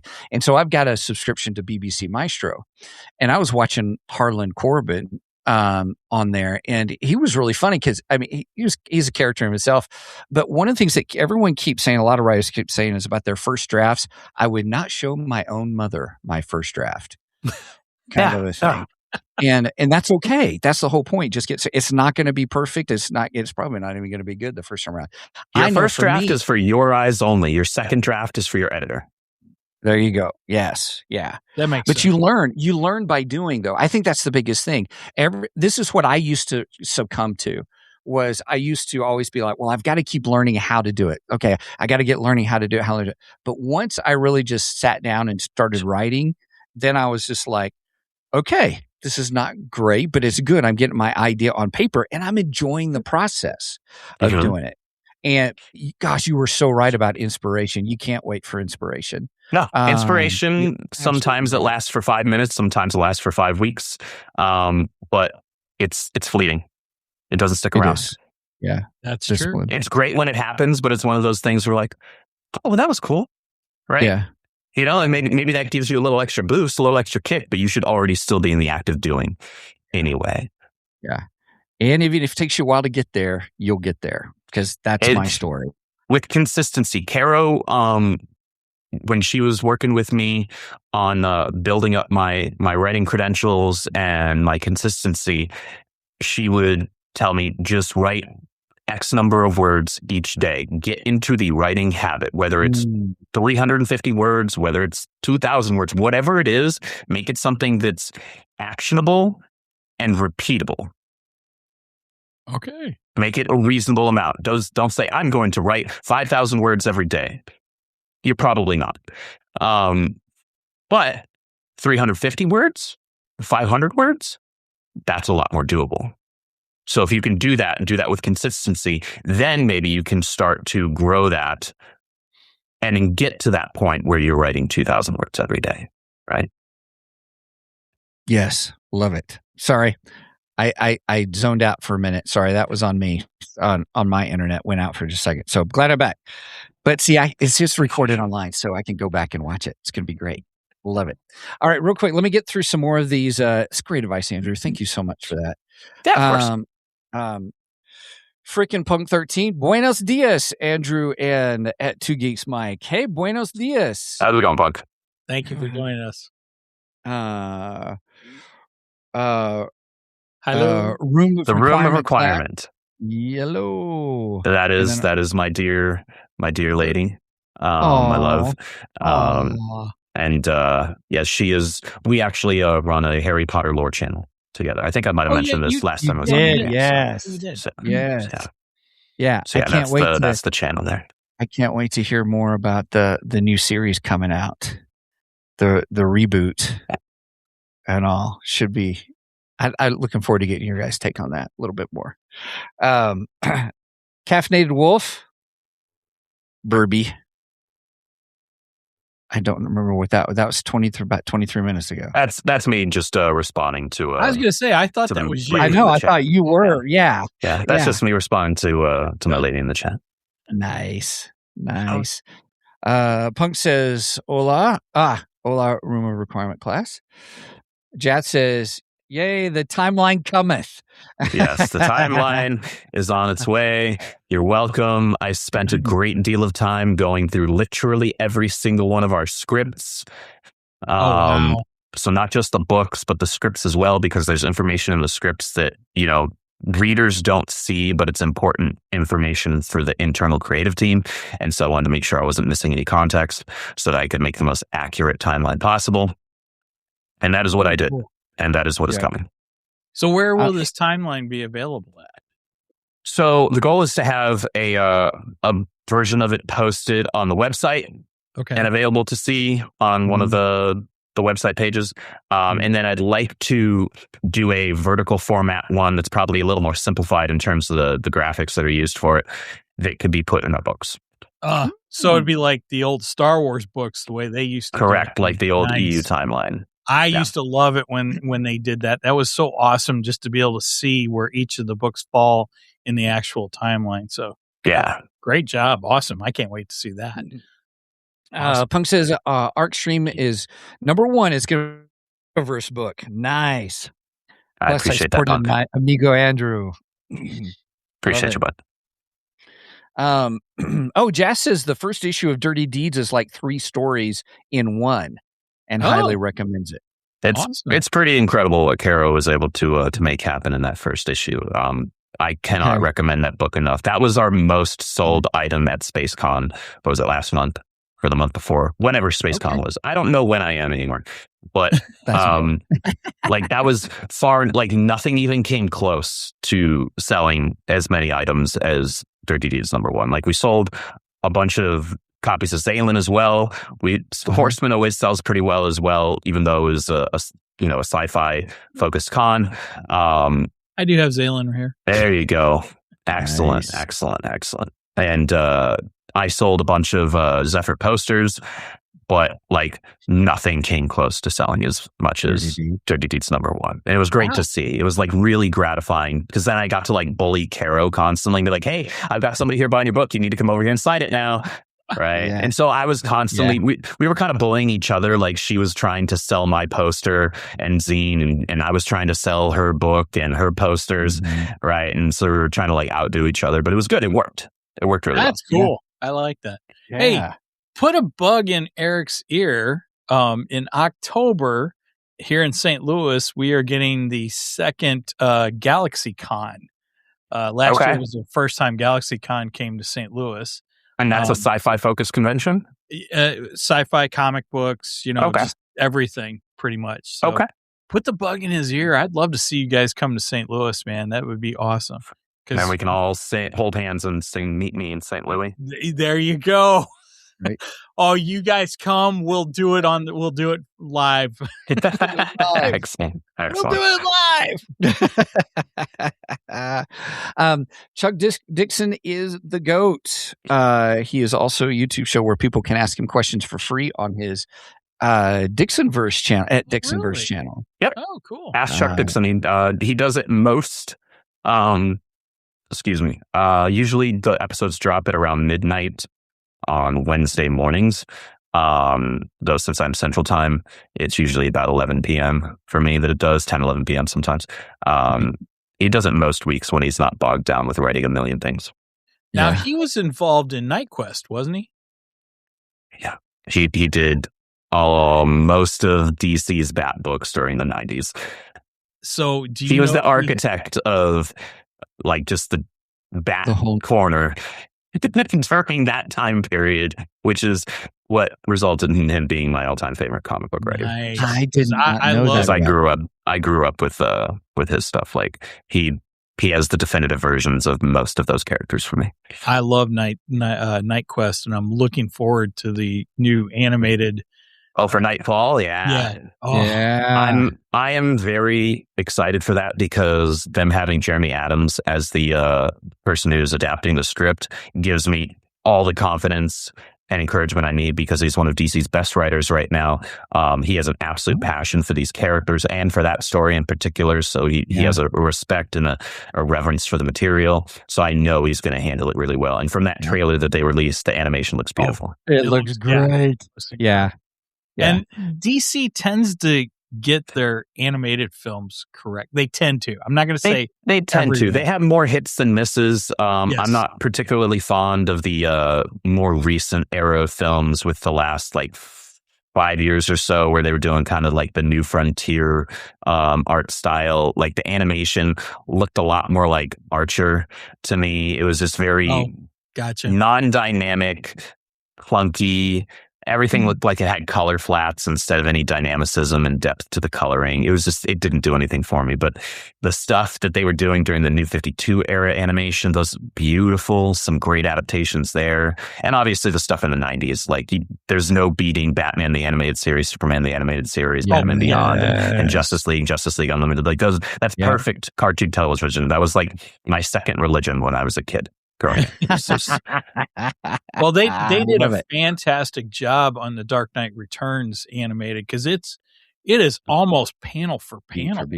I heard it was a good adaptation. I didn't watch that one mainly because I don't like the Dark Knight Returns. That's okay. That's all right, man. That's all right. Well, everybody, that's the end of the show. No, I'm just kidding. Andrew is never coming back again.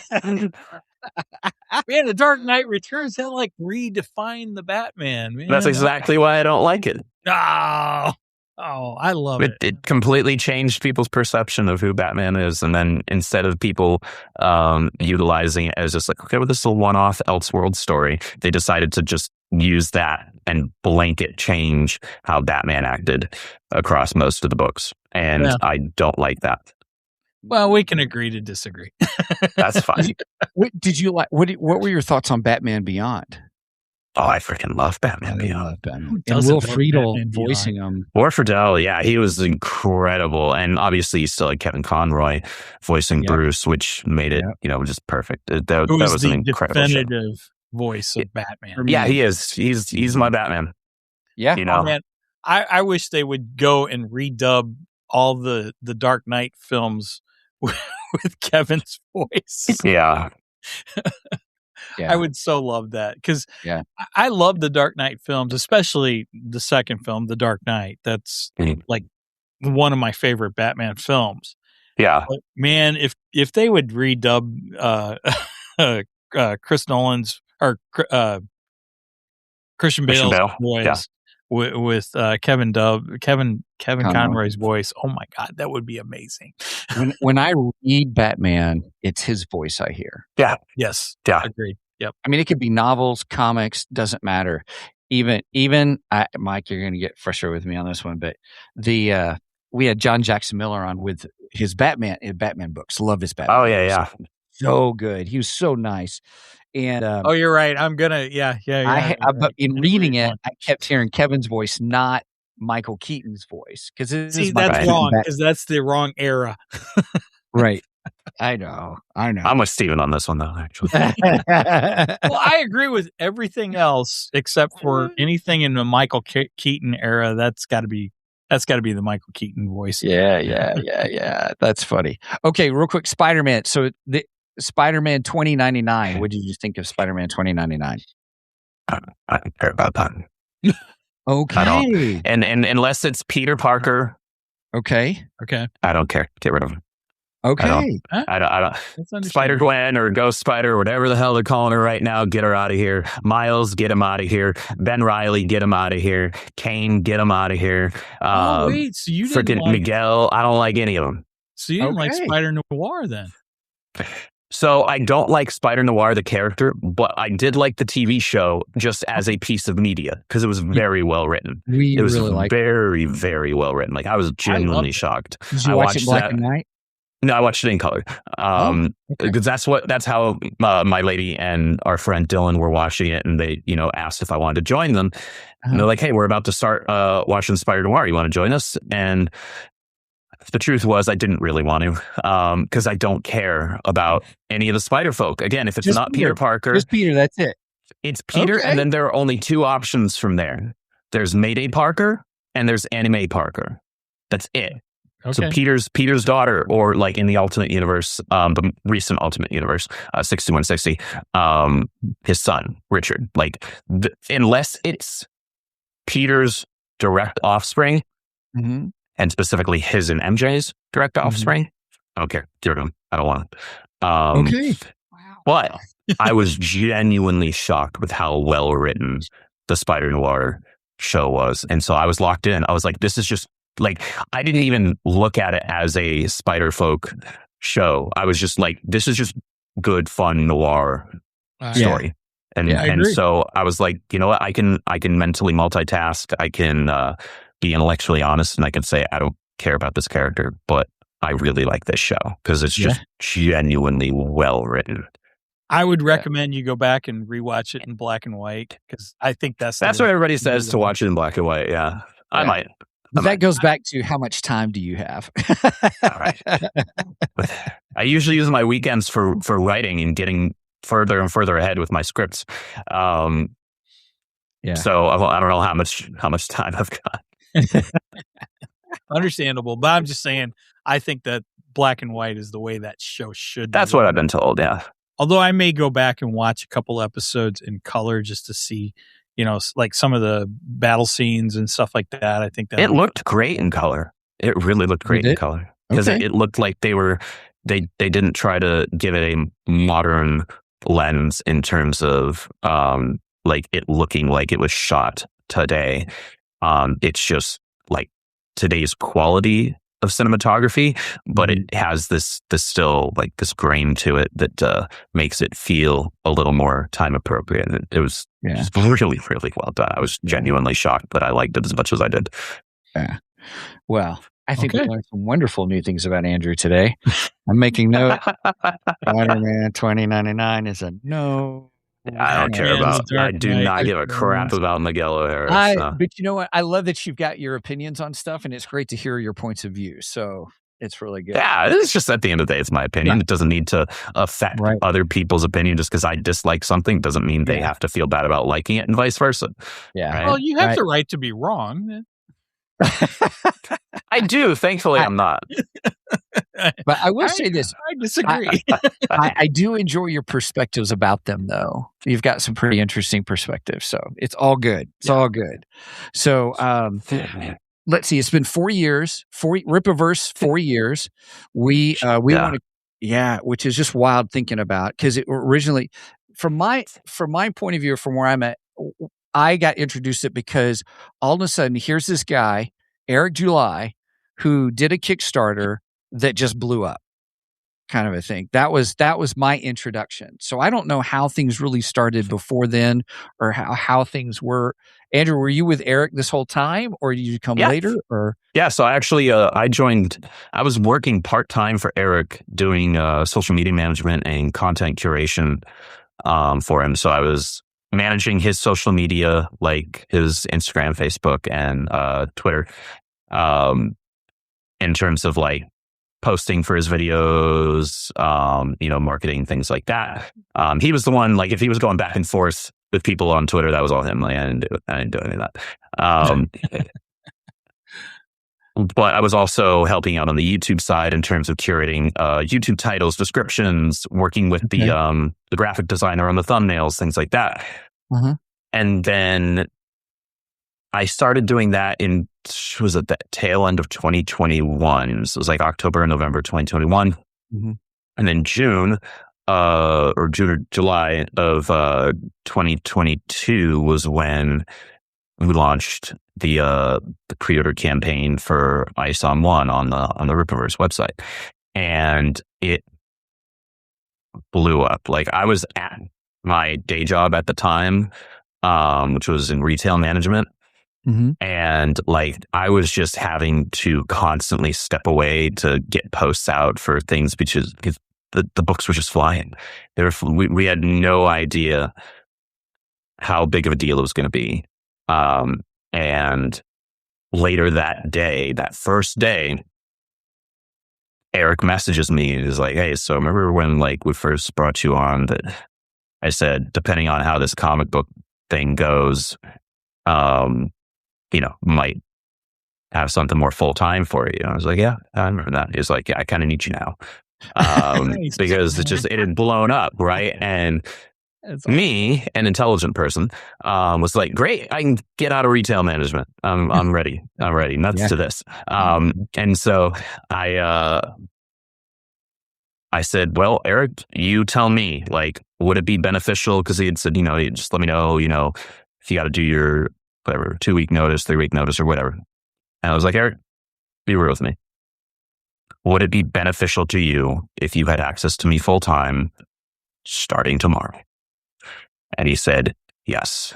And so I said, "Cool." So I went into work the next day, Adios. gave them my resignation, and left and went back home to my apartment at the time and got to work. Nice. Very nice. Well, I remember I had seen something about Eric July and how big the comic book was. And I had sent a message, I think to Caro, at that time. And at that time I didn't hear anything back. So I didn't think anything more of it. I kind of just, put it out of my mind. And then I think it was like the next that was weird. I don't know what that sound was. Anyway, I think it was the next summer. Eric July was doing a interview with Michael Knowles from the Daily Wire. Yeah. And I was watching that podcast and I was like, this guy's got a fascinating story and everything. And I got super interested in it at that point. And so then I thought, you know what? Just for the fun of it, I'm going to try and reach out again. Do you hear that, Steven? I do. We'll edit it in post. That is weird. I don't know what that is. It's like somebody else is coming in on our stream. It's strange. Yeah. Anyway, right. But so then I reached out to Caro again, and she quickly got back with me that time. And I was super excited. And then we got Eric on. We had him on like 2 weeks after that, 2 or 3 weeks after that, I think. Mm-hmm. Which is to this day our biggest stream that we've ever done. Mm-hmm. Yeah. So we appreciate you guys. We love your books and everything. Yeah. Eric is super nice guy. Yeah. Caro's been very receptive of me and talking back and forth, and I appreciate all of her help that she's given us over these last few years. So you guys are number one in our that's correct. Well, we appreciate the heck out of you guys. Yeah. Thank you. Love it. Yeah. Eric's stream, we got him talking about leadership, and it was so good. Yeah. Such a good stream. And it was just fantastic. It was kind of funny how it went in that direction. Because you know how we are. We just kind of go organically. Even when we bring up Spider-Man 2099 and stuff like that. No, I'm just kidding. I couldn't resist. Sorry. Whoop-ow! Jabroni out of here. See, you can say anything you want about Spider-Man 2099. I don't really care about that. It's all good. It was fun. It's been good. So yeah. Well, hey, we were reaching out at the 2-hour mark. We really tried to not go over 2 hours at our most, and I can't believe we've gone this long. Andrew, hey, thanks for hanging out with us. Thank you for having me back, guys. I always like being here with you guys.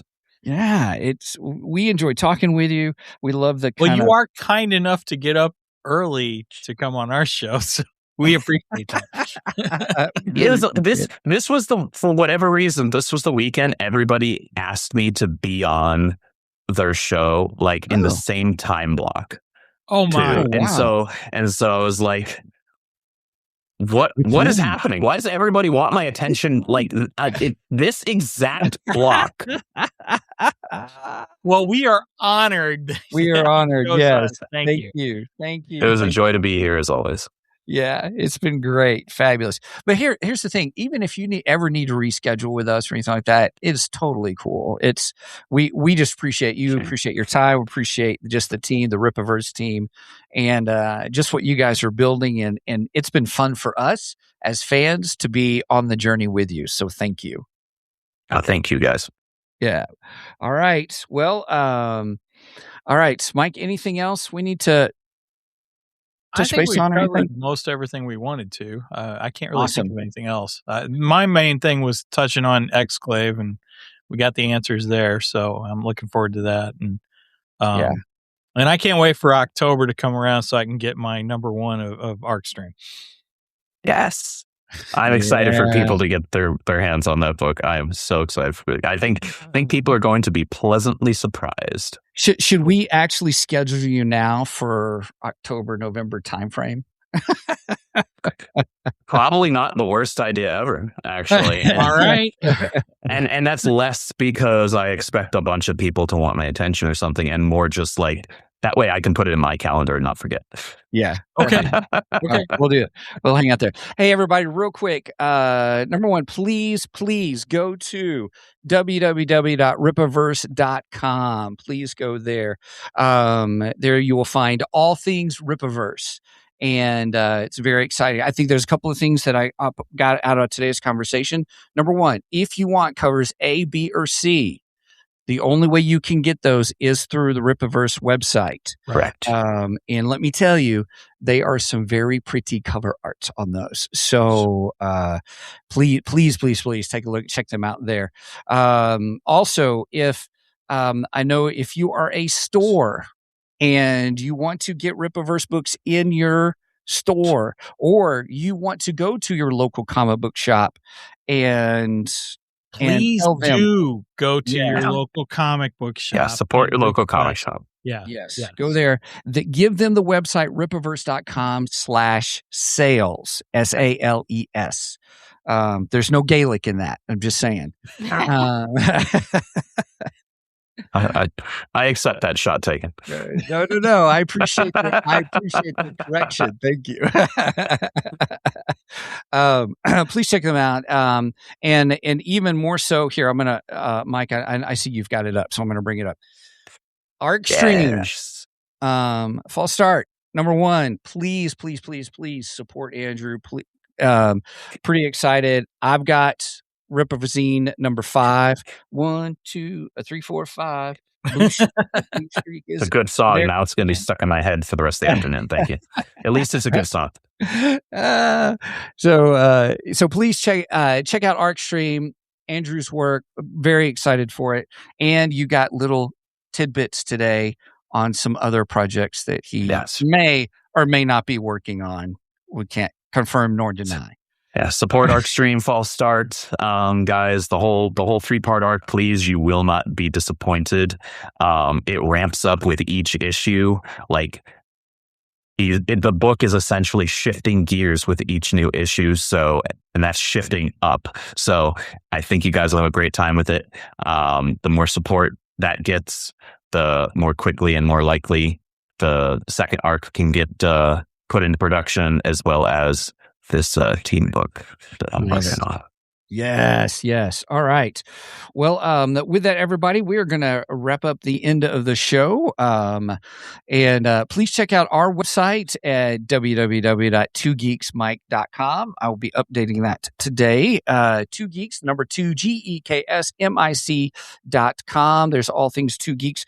You can, from there, you can get to our merch page, which is also 2geeksmikemerch.com. Just little things here and there there. Nothing too crazy. But also from our main website, you can get to our Ko-fi page, ko-fi.com/2geeks. Pretty excited about that. We, just for our supporters, we have a $1 tier, a $2 tier, and a $3 tier. We keep it pretty simple. But we have Flight from the Dark, the old Lone Wolf RPG, solo RPG books we are going through. And we have got 4 episodes in on the first book that we have been doing together. And I think we're going to round it out with our 5th episode on the first book. And if you guys like it, please let us know, because we'll be more than happy to do more. We're enjoying that. Plus, we got some other stuff on there as well. If you want to reach out to the show, the best place to do that is not at 2Geeks Mike. I hit the wrong one. It's show at 2geeksmike.com. Mike watches that email much more regularly than he does. Much more better, right? Than his own personal email. And so we appreciate you guys reaching out to us. It's been great to meet new people all over the world. We've had a blast, and it's totally okay to shoot us an email and stuff. All right, Mike. That's it for my portion. Before I go into my spew, I just want to say, every time we say much more better and we say cheers, even if Megan's not on screen, Megan takes a drink. Yeah, that's my wonderful. drink is pretty much empty. Right. Yeah, mine's pretty much empty. All right. So if you made it this far, please make sure and go and like and subscribe to us on the socials. I try to be active on both Facebook and Instagram, where I might post some memes or relevant comic book info, maybe anniversaries of characters or books or something to that extent. But then we also post when we go live. And speaking of going live, we go live every Saturday morning at 9 a.m. Central Standard Time, which Andrew was very kind to join us at this early time. And we are live on Facebook, YouTube, Twitch, and usually Rumble. when I get the link set up, but unfortunately I didn't get it set up to this morning, so I will get it uploaded after we are done today. All right. With that said, any last words, funny anecdotes, and I can't say that word. Anecdotes. You got it. We got there. Steven makes fun of me because I can't say the word right. All good. There are plenty of words that I can't say right. Right. So I try to avoid them. I try to say it every week and I mess it up every week. So, all right. All right. With that said, please do not Steven skip this episode, because we are much more better than the rest. Cheers. Cheers.